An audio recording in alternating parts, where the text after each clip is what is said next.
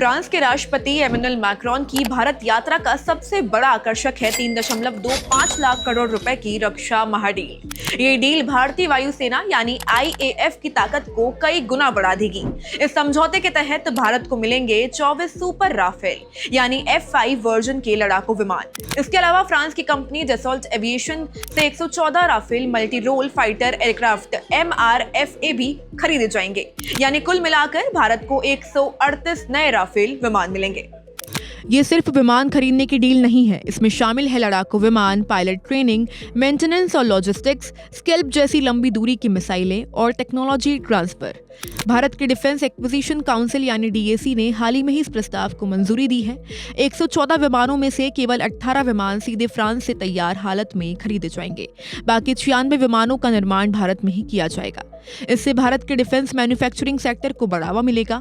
ये डील आत्मनिर्भर भारत मिशन को मजबूती देगी, क्योंकि इसमें टेक्नोलॉजी ट्रांसफर भी शामिल है, यानी भविष्य में भारत खुद ऐसे आधुनिक लड़ाकू विमान बना सकेगा। अभी भारत के पास 36 राफेल विमान है। नई डील के बाद ये संख्या करीब 150 के आसपास पहुंच जाएगी। एक्सपर्ट्स का मानना है कि इससे भारतीय वायुसेना की स्ट्राइक पावर में करीब 50% तक की बढ़ोतरी हो सकती है।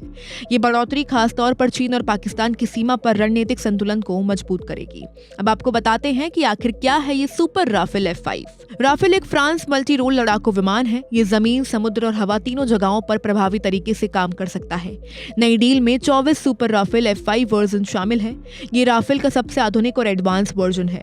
इसकी खासियत है रडार से बचने की क्षमता, एडवांस सेंसर सिस्टम, लंबी दूरी की घातक मिसाइलें, भविष्य के AI आधारित ड्रोन के साथ मिलकर लड़ाई लड़ने की क्षमता।